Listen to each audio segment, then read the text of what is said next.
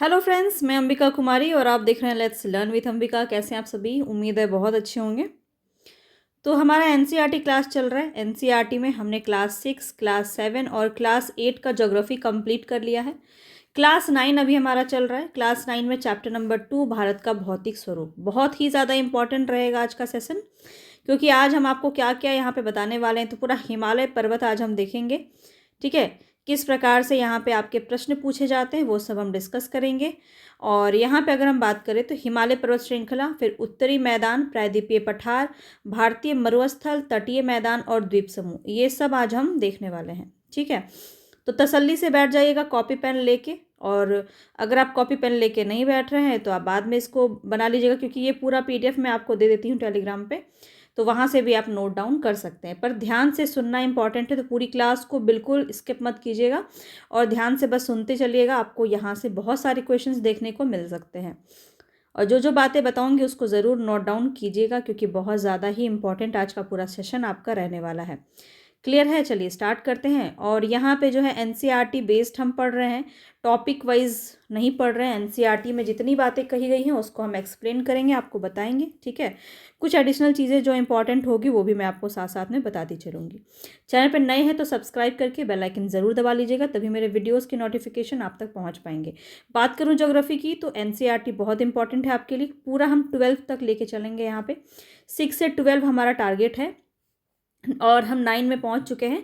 बहुत ही जल्द आपका 11-12 भी आपको कराया जाएगा, ठीक है। तो पूरा अगर आप 6 से लेकर 12 तक अच्छे से कर लेते हैं, समझ लेते हैं अच्छे से, तो आपको कोई परेशानी नहीं होगी। किसी भी प्रकार के एग्जाम में जो भी क्वेश्चन आपका पूछा जाएगा ज्योग्राफी में, वो आपका इससे बाहर पूछा नहीं जाएगा। क्लियर है? तो चलिए स्टार्ट करते हैं। और इसके बाद जो मैंने रखा है यहाँ पे आपका शेड्यूल, तो वो ये रहेगा कि आपको बहुत सारे क्वेश्चंस भी कराए जाएंगे, टॉपिक वाइज कह लीजिए या फिर चैप्टर वाइज भी कराए जाएंगे। चैप्टर वाइज ऑलरेडी मैंने बहुत सारे करवाया हुआ है आपको। आई थिंक दृष्टि की बुक से आपको मैंने कराया हुआ है, तो आप चाहे तो वो भी देख सकते हैं। पूरा चैप्टर वाइज है उसमें, ठीक है। तो बहुत वो भी आपके लिए बहुत इंपॉर्टेंट रहेगा। प्लेलिस्ट में आपको डिस्क्रिप्शन बॉक्स में दे दूँगी, वहाँ से आप ज़रूर उसको फॉलो कर लीजिए। आपको जो जो चैप्टर आपने पढ़ा है एटलीस्ट आपको ये समझ में आएगा कि उससे जो बनने वाले क्वेश्चन है वो आप अटेम्प्ट कर पा रहे हैं या नहीं, ठीक है। तो अपना असेसमेंट करना बहुत इंपॉर्टेंट है, तो उसको इस असेसमेंट भी करते चलिएगा। तो यहाँ पे ये सभी चीज़ें इंपॉर्टेंट है, ठीक है। तो चलिए फटाफट से शुरू कर लेते हैं। और पसंद आ रहा है लाइक एंड शेयर कर दीजिए, ये सब काम आपका है, कर दीजिएगा फटाफट से, ठीक है। चलिए स्टार्ट करते हैं। देख रहे हैं भौतिक स्वरूप क्या है। भौतिक स्वरूप का मतलब क्या होता है, तो पहले आप अगर इसी को आप समझें तो कोई भी भू आकृति जो होती है आपकी, जैसे कि पर्वत, मैदान, मरुस्थल, पठार, द्वीप समूह, ये सब आपके भौतिक होते हैं, ठीक है। जिसको आप भली भांति देख सकते हैं, उसको महसूस भी कर सकते हैं, उसको छू भी सकते हैं ना। तो ये आपका भौतिक होता है। अब देखिए यहाँ पे बोला जा रहा है कि भारत की विभिन्न स्थलाकृतियों में एक विशाल देश रहता है आपका भारत, क्योंकि यहाँ पे बहुत सारी चीज़ें आपके जो है डाइवर्सिटी आपको देखने को मिलती है इन सभी चीज़ों में। तो आप किस प्रकार के क्षेत्र या भूभाग में रहते हैं। यदि आप मैदानी क्षेत्र में रहते हैं तो आप वहाँ के दूर तक फैले विशाल मैदान से परिचित होंगे। अगर आप पर्वतीय इलाकों में रहते हैं तो आप पर्वतीय ढलानों और घाटियों से भली भांति परिचित होंगे। तो हमारे देश में हर प्रकार की भू आकृति है, ठीक है। पर्वतीय मैदान है, पर्वतीय क्षेत्र है, पठार है ना, मरुस्थल है। तो यहाँ पे बोला जा रहा है कि भारत की भूमि बहुत अधिक भौतिक विभिन्नताओं को दर्शाती है। यहाँ तक तो कोई परेशानी आपको नहीं होगी, बस आप धीरे धीरे सुनते जाइएगा, आपको एक एक चीज़ समझ में आएगा। भूगर्भीय तौर पर प्रायद्वीपीय पठार पृथ्वी की सतह का प्राचीनतम भाग है। ये बहुत इंपॉर्टेंट पॉइंट है, इसको आप नोट भी कीजिएगा, क्योंकि अगर आप भारत को देखेंगे तो आपका ये वाला जो एरिया है यहाँ पे आपका प्रायद्वीपीय पठार है, और यहाँ पे ही आपका सबसे प्राचीनतम ये है, आप इसको कह सकते हैं पृथ्वी का। तो बहुत ही इंपॉर्टेंट है, इसको आप ज़रूर नोट डाउन कर लीजिएगा। इसे भूमि का एक बहुत ही स्थिर भाग माना जाता है, परंतु हाल में भूकंपों ने इन्हें गलत साबित किया है। हिमालय और उत्तरी मैदान हाल में बनी स्थलाकृतियाँ हैं। मतलब अगर हम देखें ज्योग्राफी की बात करें तो ज्योग्राफी में कुछ लाख करोड़ साल जो होते हैं ना, वो कुछ ही होते हैं। मतलब ज्योग्राफी में 1-2 साल की बात नहीं होती है, लाखों करोड़ों साल की बात होती है। तो इसीलिए जो पर्वत श्रृंखला है आपकी हिमालय की, ये युवा है, ठीक है। वलित पर्वत के अंदर ये आता है, आप जानते होंगे। और इसमें जो ऊंचे शिखर है, गहरी घाटियां हैं, तेज बहने वाली जो नदियां हैं, उत्तरी मैदान में जलोढ़ निक्षेप से ये बना हुआ है। किससे बना हुआ है? जलोढ़ निक्षेप से। देखिए यही छोटे छोटे पॉइंट आपके एग्जाम में पूछे जाते हैं, तो इसको ध्यान में रखिएगा। उत्तरी जो मैदान है आपका वो जलोढ़ निक्षेप से बना हुआ है। जो वहाँ की नदियाँ बहती हुई आती हैं, आपने देखा है जो पर्वतीय नदियाँ बहती हुई आती हैं, तो वहाँ पे बहुत ही अधिक मात्रा में आपके जलोढ़ निक्षेप पाए जाते हैं। प्रायद्वीपीय पठार आग्नेय और रूपांतरित शैलों वाली कम ऊंची पहाड़ियाँ और ऊंची घाटियों से बना है। तो जो आपका अभी मैंने आपको जो बताया, आपका ये वाला इलाका जो है आपका प्रायद्वीपीय पठार, ये आपका किससे बना है? तो याद रखिए आग्नेय शैल आपने पढ़ा होगा। इसीलिए मैं आपको जो है बहुत ही ज़्यादा यहाँ पे स्टार्टिंग से करवाती आ रही हूँ, ताकि एक एक शब्द को आप बहुत अच्छे से समझ पाएँ, ठीक है। आग्नेय शैल आपको करवाया हुआ है बहुत पहले भी, बहुत बार। रूपांतरित शैल भी आप जानते हैं। तो इन दो शैलों से मिलकर के जो है ये पहाड़ियाँ और चौड़ी घाटियाँ बनी है प्रायद्वीपीय पठार की। आगे बढ़ते हैं। ये 2 पॉइंट आपने नोट कर लिया होगा। अब देखिए कुछ भौगोलिक वितरण यहाँ पे किए गए हैं। भारत की भौगोलिक आकृतियों को वर्गीकृत वर्गों में किया गया है। किस प्रकार से विभाजित किया गया है? तो पहले है आपका हिमालय पर्वत श्रृंखला, फिर उत्तरी मैदान, फिर प्रायद्वीपीय पठार और भारतीय मरुस्थल, तटीय मैदान और द्वीप समूह। लेकिन अगर हम बात करें तो हिमालय में आपका कुछ परसेंटेज के माध्यम से भी आपके प्रश्न बनते हैं। यहाँ पे मैं आपको बता देती हूँ। देखिए जो एडिशनल चीज़ें हैं वो आपको मैं बताती चल रही हूँ, ताकि उसको भी आप नोट डाउन कर सकें। पर्वत की बात करें तो ये 0.6% है आपका। पठार की बात करें, पहाड़ आपका है 18.5%। पठार की बात करें तो पठार आपका है 27.7%। और मैदान की अगर हम बात करें तो मैदान है आपके कुल 43.2%। अगर आप इसको जोड़ेंगे तो कुल 100% ये हो जाएगा, ठीक है। तो इसको आप नोट डाउन ज़रूर कर लीजिएगा, यहाँ से आपका एक प्रश्न बन जाता है। अब आगे बढ़ते हैं हिमालय पर्वत की तरफ। देखिए अभी 11 क्लास में आपको करवाऊंगी ना, तो बहुत अच्छे से उसमें और भी डिटेल से प्रश्न दिए गए हैं। हालांकि बीपीएससी में आपका 10 तक भी काम चलता है, कुछ कुछ क्वेश्चन होते हैं जो 11 से भी पूछ लिए जाते हैं, तो हम रिस्क नहीं लेंगे, हम अच्छे से पूरा एक एक लेवल का क्वेश्चन उड़ा सकें, इसलिए सब कुछ देखने की कोशिश कर रहे हैं। इसके बाद प्रश्न भी करवाऊंगी बहुत सारे, ताकि आपका कॉन्फिडेंस जो है वो बिल्डअप हो। देखिए आपको हिंदी के क्लास के बहुत सारे क्वेरीज आ रहे थे, तो मैं यहीं पे बता देती हूँ कि हिंदी साहित्य आपको अगेन मैं जो है रिपीटेड क्लास भी आपके लिए ला रही हूँ, ताकि आप उसको रिवीजन कर सके। जितनी चीज़ें हमने आपको थ्योरी में करवाई हैं उसको आप रिवीजन करते रहें। और देखिए अभी समय है, अभी बीपीएससी टीआरई 4 का अनाउंसमेंट नहीं हुआ है, तो आपके पास समय है अभी, तो आप आसानी से जो है उसको रिवाइज़ कर सकते हैं, चीज़ों को अपने दिमाग में अच्छे से बैठा सकते हैं। अभी आपके पास समय है, इसको वेस्ट मत कीजिए, क्योंकि ये बहुत ही गोल्डन पीरियड है अभी आपका। और आप जानते हैं कि 2025 में बहुत सारा एग्ज़ाम आपका आना है, तो ये जीके जीएस वाला पोर्शन जो है इसको बहुत अच्छे से अपना कंप्लीट रखिए, क्योंकि आपको पता है कि इस बार आपका हर एक टीचिंग एग्ज़ाम आने वाला है, चाहे वो बीपीएससी टीआरई 4 हो, चाहे वो केवीएस हो, चाहे वो नवोदय हो, चाहे वो DSSS हो, चाहे वो EMRS हो, तो सारे कुछ आपके लाइंड अप हैं। तो ये आपको ध्यान में रखना है कि आपको अपने ऊपर काम करना है, बिल्कुल भी आपको यहाँ पे आराम करने की अनुमति नहीं है। लगातार पढ़ते रहिए, और जो लगातार पढ़ते रहेंगे अपने जो मैं अब यहाँ पे शब्द ही भूल गई, अपने कमज़ोरियों पर जो काम करेंगे वही जो है सिलेक्शन ले सकते हैं। आपको पता है कंपटीशन कितना हाई है। चलिए अभी हिमालय पर्वत की तरफ बढ़ते हैं, वरना ज़्यादा बोलूँगी तो आप बोर हो जाते हैं ना।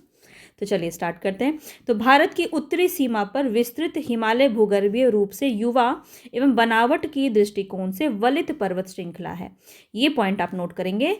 आपको छोटा सा क्रिस्प नोट बनाना है, बहुत लंबा लंबा इस तरह से आपको लिखना नहीं है पूरा, बस इतना याद रखिए हिमालय जो है वो वलित पर्वत के अंदर आता है। इतनी बातें आपको ध्यान रखनी है, ठीक है। ये उत्तरी सीमा में विस्तृत है, ये तो आप जानते ही हैं, यहाँ पे आपने देखा है पिक्चर में।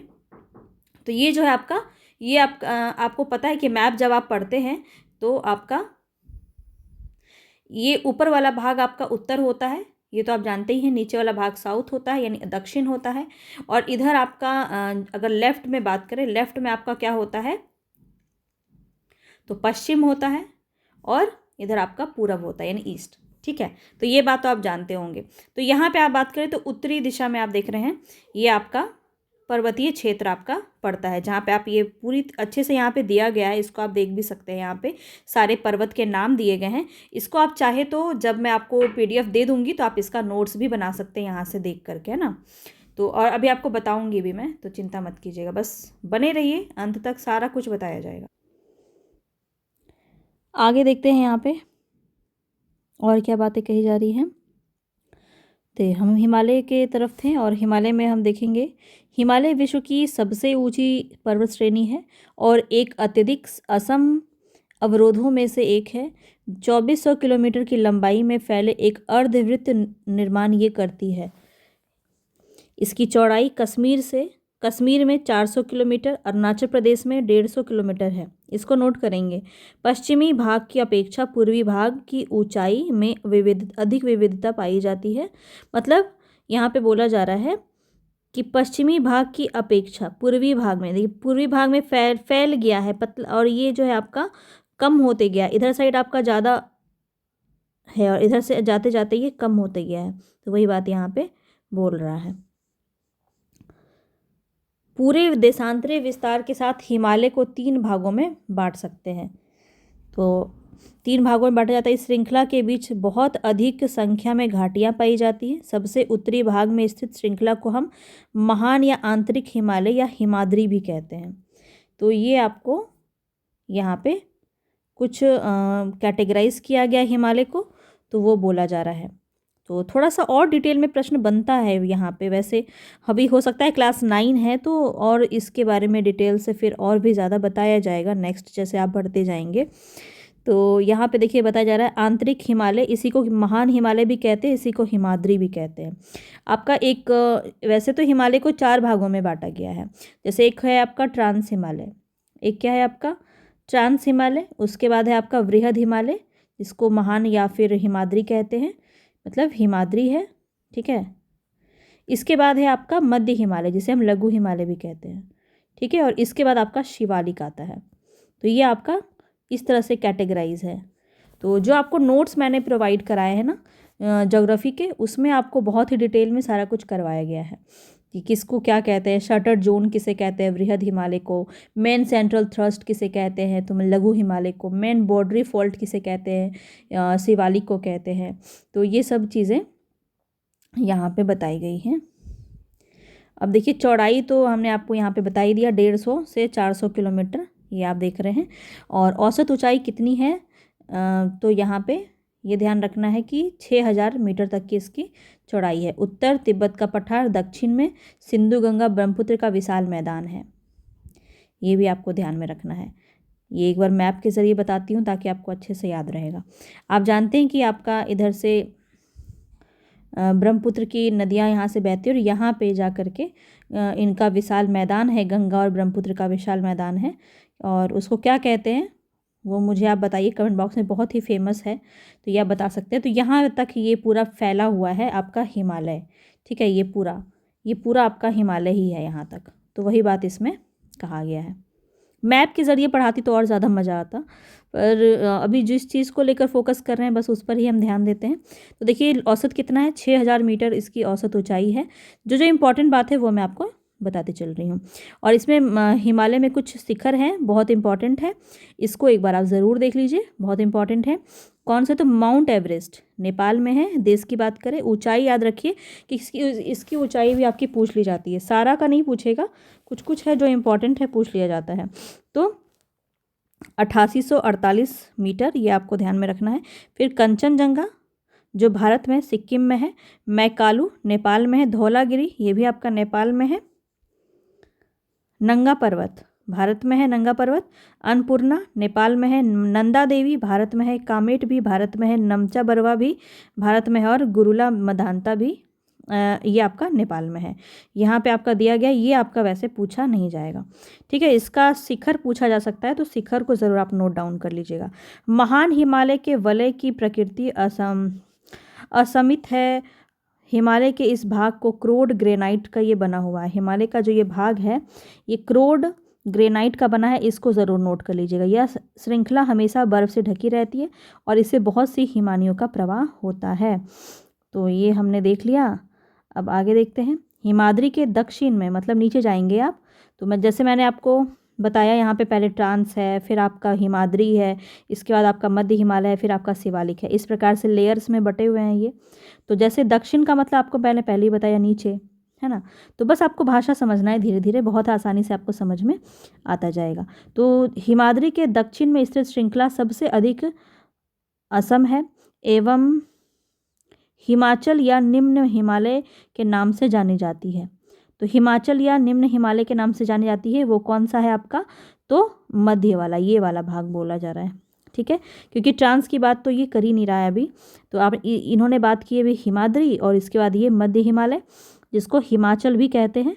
और यही जो वो आपसे प्रश्न पूछा जाएगा कि टूरिज्म के लिए कौन सा जो है आपका हिमालय ज़्यादा प्रसिद्ध है, तो याद रखिएगा यही हो जाएगा, मध्य हिमालय। क्योंकि शिवालिक जो है वो सबसे नीचे वाला भाग है, और यहाँ पे तो चढ़ते ही दिन आपका शिवालिक में निकल जाएगा।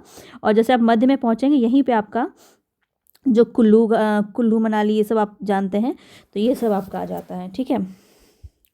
तो यहाँ पे देखिए क्या कहा जा रहा है। इन श्रृंखलाओं का निर्माण मुख्यतः संपीड़ित या परिवर्तित शैलों से हुआ है। ये अत्यधिक दबाव की वजह से, आप ये स्टार्टिंग से हम ये पढ़ते आ रहे हैं कि किस प्रकार से जो है दाब और ताप की वजह से जो शैल होते हैं वो परिवर्तित होते जाते हैं।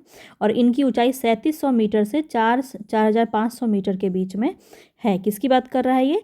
हिमाचल की बात कर रहा है, यानी कि निम्न हिमालय यानी कि मध्य हिमालय। नाम बहुत सारे हैं तो कन्फ्यूज़ मत होइएगा, इसलिए मैं सारे नाम ले रही हूँ आपका एक साथ में, ठीक है। 4500 के मीटर के बीच है और औसत ऊंचाई इसकी 50 किलोमीटर के लगभग है। जबकि पीर पंजाल श्रृंखला सबसे लंबी और महत्वपूर्ण श्रृंखला है। पीर पंजाल कहाँ पे है, मैं आपको एक बार दिखा देती हूँ यहाँ पे।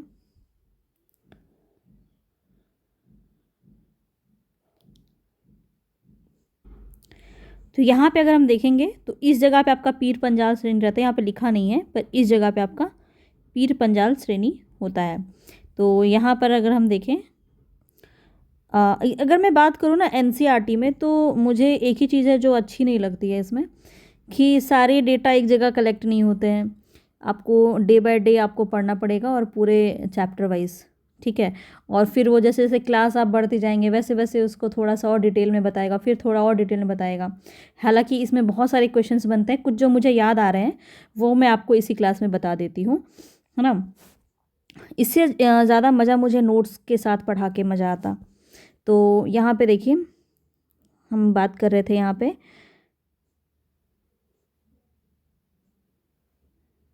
शिवालिक तो हमने नहीं किया था ना, अभी हम यहीं पे हैं, ठीक है। तो यहाँ पे हमने देखा कि औसत चौड़ाई इसकी कितनी होती है, 50 किलोमीटर। ये किसकी बात कर रहा है? हिमाचल यानी कि निम्न हिमालय, यानी कि मध्य हिमालय, लघु हिमालय, ये सब इसी के नाम है, ठीक है। और पीर पंजाल श्रेणी सबसे लंबी तथा महत्वपूर्ण श्रृंखला मानी जाती है। क्यों? क्योंकि इसमें आपके कौन कौन से धौलाधर और महाभारत श्रृंखलाएं बहुत ही ज़्यादा महत्वपूर्ण हैं, जो इसी के अंदर आते हैं, पीर पंजाल, ठीक है। इसी श्रृंखला में कश्मीर की घाटी और हिमाचल के कांगड़ा और कुल्लू घाटियाँ भी स्थित हैं। इस क्षेत्र को पहाड़ नगरों के लिए जाना जाता है, मतलब यहीं पर लोग घूमने जाते हैं, ठीक है। नैनीताल, रानीखेत भी आई थिंक यहीं पे है, ठीक है। तो ये सब आपको ध्यान में रखना है। हिमालय की सबसे बाहरी श्रृंखला यानी कि सबसे नीचे वाली श्रृंखला कौन सी है? शिवालिक। और इसकी चौड़ाई 10 से 50 किलोमीटर तथा ऊंचाई 900 से 1100 मीटर के बीच है। ये आपको नोट करना है क्योंकि ये एग्जैक्ट डेटा पूछ लिया जाता है, ठीक है। थोड़ा उल्टा पुल्टा करके या फिर कथन में, स्टेटमेंट में प्रश्न पूछ लिया जाएगा, तो इसको ज़रूर नोट कीजिएगा। ये श्रृंखलाएं उत्तर में स्थित मुख्य हिमालय की श्रृंखलाओं से नदियों द्वारा लाई गई संपीड़ित अवसादों द्वारा बनती है। याद रखिए, शिवालिक आपका अवसादों, संपीड़ित अवसादों द्वारा बनी होती है। ये घाटियाँ बजरी और जलोढ़ की मोटी परत से ढकी हुई है। निम्न हिमाचल तथा शिवालिक के बीच स्थित लंबवत घाटी को ही दून कहते हैं। इसी दून में आपका पाया जाता है देहरादून, कोटली दून, पाटली दून, ठीक है। तो नीचे वाला जो आपका एरिया, देखिए यहाँ भी मैप है, तो आपका नीचे वाला जो एरिया, यहीं पे आपके दुन्स पाए जाते हैं, इस जगह पे, ठीक है। तो यही आपको यहाँ पे बताया गया। देखिए यहाँ पे सारा कुछ फिर से आपका दिखाया गया है। अब आगे देखते हैं।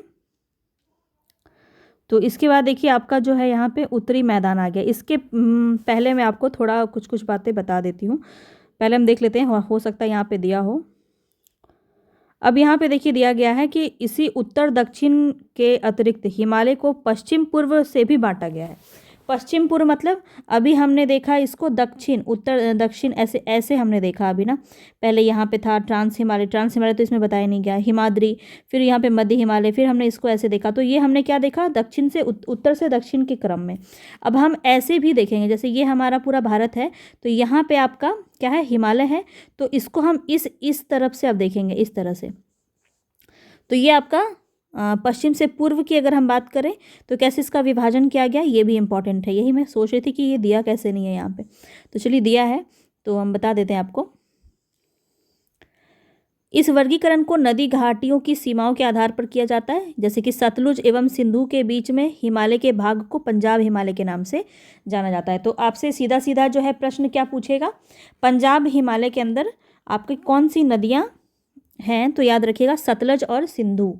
ठीक है, ये देखिए पिछली बार आपका बीपीएससी में पूछा जाता है, काली नदी से पूछा गया था। पंजाब हिमालय में बात करें तो सिंधु और सतलज, ये आपको याद रखना है, ये पंजाब हिमालय में हो जाएगा। लेकिन पश्चिम से पूर्व तक क्रमशः इसे कश्मीर तथा हिमाचल हिमालय के नाम से भी जाना जाता है। ठीक है, पंजाब हिमालय को हिमाचल हिमालय के नाम से भी जाना जाता है। अब सतलुज और काली नदियों के बीच में कौन सा हिमालय है, तो कुमाऊं हिमालय जो है वो सतलुज और काली नदियों के बीच स्थित है।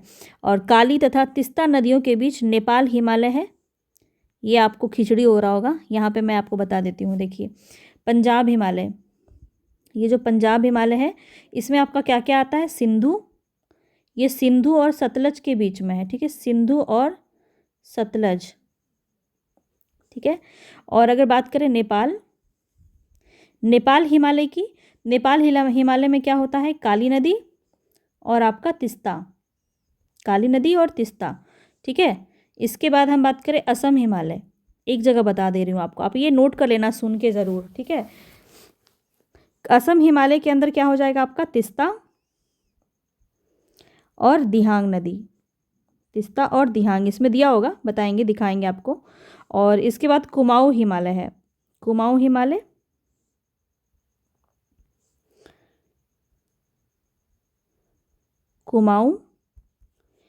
कुमाऊं हिमालय में आपका हो जाएगा सतलज, ये बहुत पूछा जाता है, सतलज और काली नदी। ठीक है, और इसके बाद एक और आता है सिक्किम हिमालय। ठीक है, सिक्किम हिमालय में आपका क्या आ जाएगा, तो इसके अंदर आपका आ जाएगा कोसी और तिस्ता। ठीक है, कोसी और तिस्ता, कोसी और तिस्ता। तो बस इतना आप इसको नोट कर लीजिएगा। ठीक है, इसको रोक करके आप ज़रूर नोट कर लीजिएगा, ये बहुत ही इंपॉर्टेंट है, पूछा जाता है। अब यहाँ पे हम आपको पढ़ के भी सुना देते हैं।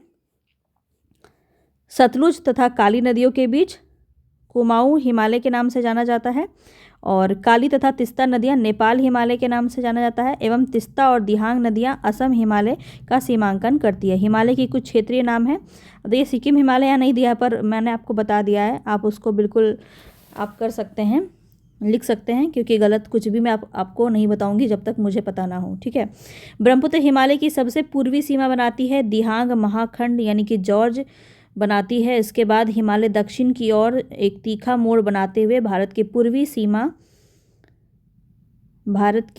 सीमा के साथ फैल जाता है, और ये पूर्वांचल में या पूर्वी पहाड़ियों तथा पर्वत श्रृंखलाओं के नाम से जाना जाता है। ये पहाड़ियाँ उत्तर पूर्वी राज्यों से होकर गुजरती है, और मजबूत बलुआ पत्थर अवसादी सेल से ये बनी है। कौन सी, तो पूर्वांचल की जो पहाड़ियाँ हैं वो आपके बलुआ पत्थर और अवसादी सेल से बनी है। इसको भी आप नोट डाउन करेंगे, जो बातें बता रही हूँ ना उसको ज़रूर नोट डाउन कीजिएगा। ये घने जंगलों से ढकी है तथा अधिकतर समांतर श्रृंखलाओं एवं घाटियों के रूप में फैली हुई है। पूर्वांचल में पटकाई, नागा, मिजो और मणिपुर पहाड़ियाँ शामिल है। पूर्वांचल में कौन कौन सी पहाड़ियाँ हैं, तो पटकाई, नागा, मिजो और मणिपुर पहाड़ियाँ। बस इतनी बातें थी इसके अंदर। अब देखिए हिमालय से कुछ कुछ क्वेश्चंस आपके बनते हैं, तो वो मैं आपको एक बार जो है ना बता देती हूँ। जैसे यहाँ पे है आपका ट्रांस हिमालय की हम बात करें, भारत की सबसे ऊंची चोटी पूछा जाता है, तो यहाँ पे मैं लिख देती हूँ, भारत की सबसे ऊंची चोटी क्या हो जाएगी आपकी K2। ये आप सुनते हुए ही नोट कीजिएगा, ठीक है, क्योंकि यहाँ पे सारा कुछ लिखना पॉसिबल नहीं है। तो इसको हम क्या कहते हैं, गॉडविन ऑस्टिन के नाम से जानते हैं, ठीक है, गॉडविन ऑस्टिन, गॉडविन ऑस्टिन के नाम से जानते हैं K2 को। ये भारत की सबसे ऊंची चोटी है और K2 की लंबाई कितनी है, तो 8611 मीटर, ठीक है, ये आपको याद रखना, 8611 मीटर, ठीक है, 8611 मीटर। कराकोरम श्रेणी में स्थित है ये कहाँ पे स्थित है आपका, कौन सी श्रेणी में, तो कराकोरम श्रेणी में, कराकोरम श्रेणी में ये आपकी स्थित है। यह यूरेशियन प्लेट का भाग है, आपसे पूछा जाएगा, ये जितने जितने क्वेश्चन यहाँ से बनते हैं ना वो मैं आपको बता रही हूँ, मुझे जो जो याद आ रहा है। तो ये यूरेशियन प्लेट का भाग है, किस प्लेट का भाग है, यूरेशियन, ठीक है, यूरेशियन प्लेट का ये भाग है। इसके बाद इसमें कौन कौन सी आपकी श्रेणियाँ आती हैं, तो ट्रांस हिमालय में, ट्रांस हिमालय में आपकी कौन कौन सी श्रेणियाँ आती हैं, तो हो जाएगा इसमें कराकोरम, ठीक है, कराकोरम हो जाएगा, कैलाश हो जाएगा, फिर लद्दाख हो जाएगा,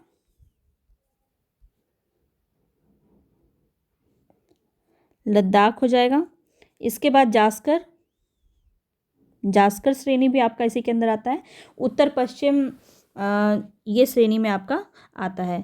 और इसके अंदर कौन कौन सी नागा, पटकोई, मणिपुर, अराकान, ये सब आपने देख ही लिया, ये पूर्वी तरफ की आपकी पहाड़ियाँ हैं। तो ये आपका बहुत इंपॉर्टेंट था, तो हमने आपको बता दिया। और वृहद हिमालय में अगर हम बात करें, जो हिमाद्री वाला भाग है, वहाँ पे आपका सबसे ऊंची चोटी जो है वो माउंट एवरेस्ट है, माउंट एवरेस्ट है, ठीक है, माउंट एवरेस्ट है। और इसका तो आपको बता ही दिया गया था, 8848 मीटर है ये, 8848। और कंचनजंगा, धौलागिरी, नंगा पर्वत, नंदा पर्वत यहीं पर स्थित है वृहद हिमालय में। तो इसको ज़रूर आप नोट कर लीजिएगा, मैं बोल रही हूँ उसको सुनिए अच्छे से और नोट कीजिए। कंचनजंगा, धौलागिरी, नंगा पर्वत, नंदा पर्वत यहीं पर स्थित है वृहद हिमालय में। नेपाल में इसको क्या कहते हैं, ये भी बहुत बार पूछा जाता है। तो नेपाल में इसको सागर माथा कहते हैं, सागर माथा, ठीक है। और तिब्बत में इसको क्या कहते हैं, तिब्बत में अगर हम बात करें तो इसको चोमोलोंगमा कहते हैं, चोमोलुंगमा,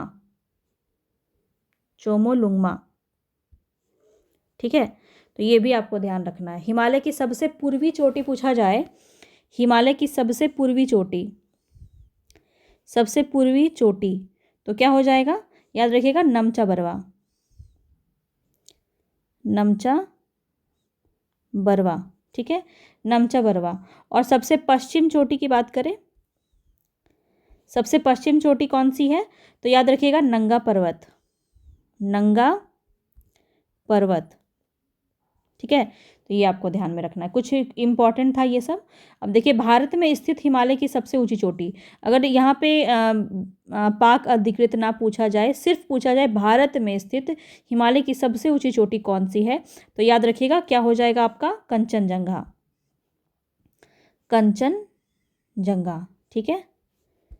ऑप्शन में अगर ये नहीं होगा कंचनजंगा, तो दूसरा कौन सा हो जाएगा, नंदा देवी, जो पूर्णतः ये भारत में ही स्थित है। ये जो है आपका पूर्णतः जो है आपका भारत में स्थित है, ठीक है, तो ध्यान रखिएगा। और कंचनजंगा जो है वो नेपाल, सिक्किम नेपाल के बीच में है, तो इसलिए अगर बिना किसी अविवादित तरीके से अगर पूछा जाए तो फिर नंदा देवी भी आंसर में हो सकता है। तो ये सब कुछ इंपॉर्टेंट पॉइंट था जो मैंने आपको यहाँ पे बता दिया। चलिए आगे देखते हैं। आगे यहाँ पे आपका उत्तरी मैदान स्थित है। उत्तरी मैदान में देखिए 3 प्रमुख नदी प्रणाली है, सिंधु, गंगा और ब्रह्मपुत्र, इसकी सहायक नदियों से बना है। यह मैदान जलोढ़ मृदा से बना है, बहुत इंपॉर्टेंट पॉइंट है, नोट करेंगे। लाखों वर्षों में हिमालय के गिरिपाद में स्थित बड़े बेसिन दोनी में जलोढ़ों का निक्षेप हुआ और जिससे यह उपजाऊ मैदान का निर्माण हुआ। इसका विस्तार 7 लाख वर्ग किलोमीटर क्षेत्र में है और यह मैदान लगभग 2400 किलोमीटर लंबा और 240 से 320 किलोमीटर जो है चौड़ा है। इसको ज़रूर नोट कीजिएगा। और ये भी आप जानते हैं कि विश्व की सबसे बड़ी जो नदी है, द्वीप है, वो आपका माजुली असम में स्थित है ये, ठीक है, असम में स्थित है आपका ब्रह्मपुत्र नदी पर है ये भी बात ध्यान में रखिएगा। क्लियर है। समृद्ध मृदा आवरण, पर्याप्त पानी की उपलब्धता और अनुकूल जलवायु के कारण कृषि की दृष्टि से यह भारत का अत्यधिक उत्पादक क्षेत्र है। उत्तरी पर्वतों से आने वाली जो नदियां हैं निक्षेप कार्य में लगी हैं और नदी के निचले भागों से ढाल कम होने के कारण नदी की गति कम हो जाती है। जैसे आपको पता है यहाँ से नदी से पानी निकलेगी तो कितनी ज़्यादा प्रेशर से ये नदियाँ आपकी निकलेगी, जो निक्षेप होती जाएगी। निक्षेपण आप समझ रहे हैं, स्टार्टिंग से पढ़ते आ रहे हैं तो आपको बहुत अच्छे से पता होगा। तो निक्षेपण हो रहा है यानी कि यहाँ से जो धूल मिट्टी कण ये सारा कुछ बहा के लेके जा रही है, और जैसे जैसे यहाँ पे ढलान कम होता जाएगा पानी का प्रेशर भी कम होते जाएगा, और जैसे जैसे ये पानी का प्रेशर कम होगा यहाँ से जितनी भी मलबे जितनी भी चीज़ें निक्षेप करके नदियाँ लेके आई है वो यहाँ पे विस्तारित हो जाएंगी और यहाँ मैदान का निर्माण होगा जो कि आपका जलोढ़ मृदा का निर्माण होता है। ये सब आप जानते होंगे, आपको स्टार्टिंग में बहुत बार ये चीज़ें मैं बता चुकी हूँ, जिसके परिणाम स्वरूप नदी द्वीपों का निर्माण होता है। ठीक है, नदी द्वीप बनते हैं यहाँ पे। उसी प्रकार से नदी द्वीप बना है गंगा ब्रह्मपुत्र का मैदान। जो डेल्टा बना है वो डेल्टा का नाम आप मुझे कमेंट बॉक्स में बताइएगा। चलिए आगे देखते हैं। नदियाँ अपने निचले भाग में गाद एकत्र हो जाने के कारण बहुत सी धाराओं में बट जाती है और इन धाराओं को ही वितारिकाएँ कहते हैं, जो इस प्रकार से काफ़ी अलग अलग श्रेणियों में ऐसे विभाजित हो जाती है। तो इसी को क्या कहते हैं, वितारिकाएँ कहते हैं। क्लियर है। चलिए आगे देखते हैं। तो दोआब आप जानते हैं, दोआब दो नदियों के बीच का भाग है जिसको दोआब कहते हैं। तो दो तथा आब यानी कि पानी। तो इसी तरह पंजाब भी क्या है, 5 नदियों से मिलकर के बना है पंजाब। तो वो बात यहाँ पे कहा जा रहा है। अब देखिए उत्तरी मैदान को मोटे तौर पर 3 उपवर्गों में विभाजित किया गया है। उत्तरी मैदान का पश्चिमी भाग को पंजाब का मैदान कहते हैं, इसको नोट कीजिए। सिंधु तथा इसकी सहायक नदियों द्वारा बनाए गए इस मैदान का बहुत बड़ा भाग पाकिस्तान में है। सिंधु तथा इसकी सहायक नदियाँ झेलम, चेनाब, रावी, ब्यास, मतलब झेलम, चेनाब, रावी और व्यास तथा सतलुज हिमालय से निकलती है और मैदान के इस भाग में दोआबों की संख्या बहुत अधिक है। गंगा के मैदान का विस्तार घग्गर और तीस्ता नदियों के बीच है। उत्तरी भारत में हरियाणा, दिल्ली, ये बिल्कुल नोट कर लीजिए आप क्योंकि ये विस्तार पूछा जा सकता है गंगा के मैदान का। तो उत्तरी भारत में हरियाणा, दिल्ली, उत्तर प्रदेश, बिहार, झारखंड के कुछ भाग तथा पश्चिम बंगाल में फैला हुआ है। ब्रह्मपुत्र का मैदान इसके पूर्व विशेष करके असम में फैला हुआ है जहाँ पे माजली द्वीप है, बताया अभी। उत्तरी मैदानों की व्याख्या सामान्यतः इसके उच्चावचों के में बिना किसी विविधता वाले समतल स्थल के रूप में किया जाता है। यह सही नहीं। इन विस्तृत मैदानों की भौगोलिक आकृतियों में भी विविधता है। आकृति विभिन्नता के आधार पर उत्तरी मैदानों को 4 भागों में विभाजित किया गया है। नदियाँ पर्वतों से नीचे उतरते हुए शिवालिक की ढाल पर 6 से 16 किलोमीटर चौड़ी पट्टी में गुटिका का निक्षेपण करती है। इसे क्या कहते हैं, भाबर के नाम से जाना जाता है और सभी सरिताएं मतलब नदियां इस भाबर पट्टी में विलुप्त हो जाती हैं।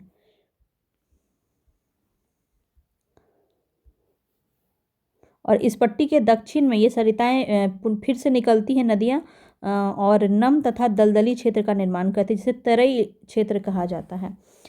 और इस वन्य प्राणियों में से भरा घने जंगल का क्षेत्र है। बंटवारे के बाद पाकिस्तान से आए शरणार्थियों को कृषि योग्य भूमि उपलब्ध कराने के लिए इस जंगल को काटा जा चुका है। और इस क्षेत्र में दुधवा राष्ट्रीय पार्क स्थित है। और ये किस स्टेट में है दुधवा राष्ट्रीय पार्क, बहुत फेमस है, ये भी मुझे आप कमेंट बॉक्स में बताइएगा। उत्तरी मैदान का सबसे विशालतम भाग पुराने जलोढ़ का बना हुआ है। वे नदियों के बाढ़ वाले मैदान के ऊपर स्थित है तथा वेदिका जैसी आकृति प्रदर्शित करते हैं। इस भाग को क्या कहते हैं, भांगर कहते हैं। और इस क्षेत्र की जो मृदा है वो चूनेदार निक्षेप इसमें पाए जाते हैं जिसे स्थानीय भाषा में कंकड़ कहते हैं। बाढ़ वाले मैदानों के नए तथा युवा निक्षेपों को हम खादर कहते हैं। बांगर और खादर आपने पढ़ा होगा, तो ये आपको। तो खादर को युवा निक्षेप इसलिए कहते हैं कि ये लगभग प्रतिवर्ष इसका पुनर्निर्माण होता है। ये उपजाऊ होते हैं, गहन खेती के लिए बहुत ही प्रसिद्ध होते हैं, आदर्श होते हैं। तो पूछा जा सकता है, याद रखिए, गहन खेती के लिए किस यहाँ पे निक्षेप की आवश्यकता होती है, तो खादर। बांगर और खादर आप दोनों जानते हैं कि बांगर आपका पुराना होता है और खादर आपका युवा। नवीन होता है। ठीक है, प्रायद्वीपीय पठार आगे आगे आपका। तो यहाँ पे देखिए कुछ भाग था, जैसे कि मैदान की बात यहाँ पे हो रही थी, तो इसमें एक चीज़ आप ध्यान में रखिएगा कि लघु हिमालय श्रेणी के ढालों से मिलने वाले कुछ छोटे छोटे घास के मैदान थे। जैसे जम्मू कश्मीर में उसको क्या कहते थे, जम्मू कश्मीर में ऐसे 3 थे, जैसे कि मर्ग कहते थे उसको, क्या कहते थे, मर्ग। मर्ग कहा जाता था जम्मू कश्मीर में उसको। जैसे कि सोनमर्ग, ये क्या है आपका, ये घास के मैदान है जम्मू कश्मीर के। ठीक है, तानमर्ग, ये भी पूछा जाता है, और गुलमर्ग। ठीक है, गुलमर्ग। तो जो जो याद आ रहा है मैं आपको बता रही हूँ। ठीक है, इसी प्रकार से उत्तराखंड में, जम्मू कश्मीर का तो आपने देखा सोनमर्ग, तानमर्ग और गुलमर्ग होता है। उसी प्रकार से उत्तराखंड में आपका क्या होता है, तो बुग्याल, ये बुग्याल और पयार घास के मैदान होते हैं। ठीक है, नेपाल में पर्वतों की रानी कहते हैं माउंट एवरेस्ट को। ये सब क्वेश्चन बन जाता है, तो ये सब भी आपको ध्यान में रखना है। आगे देखते हैं प्रायद्वीपीय पठार की तरफ। ये बहुत इंटरेस्टिंग है। प्रायद्वीपीय पठार एक मेज की आकृति वाला स्थल है। इसको क्यों ऐसे कह रहे हैं, तो ये कुछ इस प्रकार से आपका कुछ आकृति का होता है। ठीक है, तो यहाँ पे देखिए जो पुराने क्रिस्टलीय, आग्नेय और रूपांतरित शैलों से मिलकर बना है, यह गोंडवाना भूमि के टूटने और अपवाह के कारण बना है, और यही कारण है कि यह प्राचीनतम भूभाग का हिस्सा है। प्रायद्वीपीय पठार ऊपर बताया था आपको। और इस पठारी भाग में चौड़ी और छिछली घाटियाँ और गोलाकार पहाड़ियाँ स्थित है। तो ये सेम ऐसा क्वेश्चन आपका पूछा गया है। ठीक है, कि ये प्रायद्वीपीय पठार के बारे में निम्न में से कौन सा कथन सही है, तो ये वाला पार्ट आपका स्टेटमेंट में भी दिया गया है, तो पूछा जाता है, ध्यान में रखिएगा। इस पठार को 2 मुख्य भाग, मध्य उच्च भूमि और दक्कन का पठार के नाम से जानते हैं। नर्मदा नदी के उत्तर में प्रायद्वीपीय पठार का वह भाग जो कि मालवा के पठार के अधिकतर भागों पर फैला है, उसे मध्य उच्च के नाम से भी जाना जाता है। विंध्य श्रृंखला दक्षिण में सतपुड़ा श्रृंखला और उत्तर पश्चिम में अरावली से घिरी हुई है।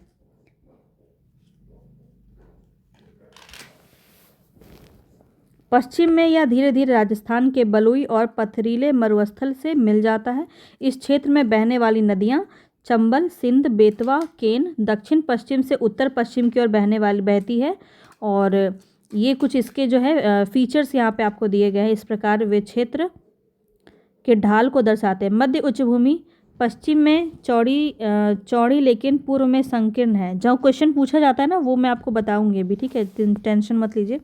इस पठार के पूर्वी विस्तार को स्थानीय रूप में क्या कहते हैं, बुंदेलखंड, बघेलखंड के नाम से ये जाना जाता है। इसके और पूर्व के विस्तार को दामोदर नदी द्वारा अपवाहित छोटा नागपुर का पठार भी कहते हैं। तो छोटा नागपुर का पठार आपका पूरा झारखंड वाला जो एरिया है वो आपका हो जाएगा। और दक्षिण का पठार एक त्रिभुजाकार भूभाग है। दक्षिण का पठार जो ये आपका है कुछ इस प्रकार से आपका ये स्थलाकृति है, इसलिए इसको कहते हैं त्रिभुजाकार भूभाग, जो नर्मदा नदी के दक्षिण में स्थित है। यानी कि आपकी नर्मदा नदी इधर बहती है और उसके दक्षिण में यानी कि नीचे क्या है आपका, उत्तर में इसके चौड़े आधार पर सतपुड़ा की श्रृंखला है। मतलब यहाँ पे ये कहा जा रहा है नर्मदा नदी के दक्षिण में क्या है, तो दक्षिण का पठार है। यहाँ पे आपका पठार है और यहाँ पे आपकी नर्मदा नदी बह रही है। और ठीक इसके समानांतर में उत्तर में यानी ऊपर में क्या है, सतपुड़ा की श्रृंखला है। ठीक है, और इसके यहाँ पे आपको पता है नर्मदा नदी और जो एक और नदी है आपका नर्मदा और ताप्ती नदियाँ, ये दोनों समानांतर में बहती हैं। ठीक है, तो सतपुड़ा की श्रृंखला है, जबकि महादेव कैमूर की पहाड़ियाँ तथा मैकाल श्रृंखला इसके पूर्वी विस्तार में है। ये आपका मैप से ना ज़्यादा बेहतर तरीके से आपको समझ में आएगा।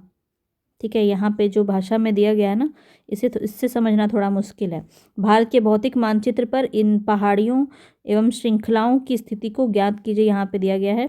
ठीक है, अब यहाँ पे देखिए क्या इम्पोर्टेंट है, तो इस पठार का एक भाग उत्तर पूर्व में भी देखा जाता है, जिसे स्थानीय रूप में मेघालय कार्बी एंगलोंग पठार तथा उत्तर कचार पहाड़ी के नाम से भी ये जाना जाता है। यह एक भ्रंश के द्वारा छोटा नागपुर पठार से अलग होता है। और पूर्व से पश्चिम की ओर 3 महत्वपूर्ण श्रृंखलाएं गारो, खासी और जयंतिया इसमें पाई जाती है।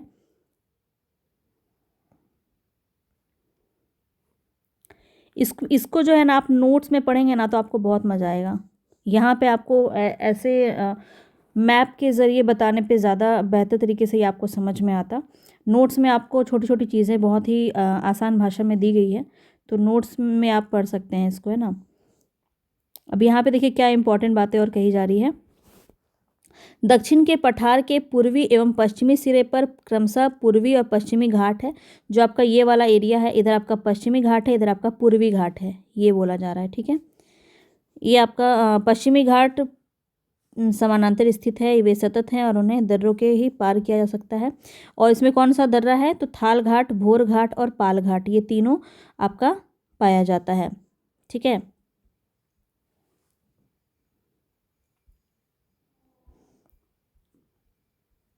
इसको जो है हम 2 भाग में करते हैं। कल जो है आपको यहाँ पे मैप के ज़रिए दिखाऊं तो ज़्यादा बेहतर तरीके से समझ में आएगा, और इससे कुछ इंपॉर्टेंट प्रश्न क्या क्या बनते हैं वो भी हम देख पाएंगे।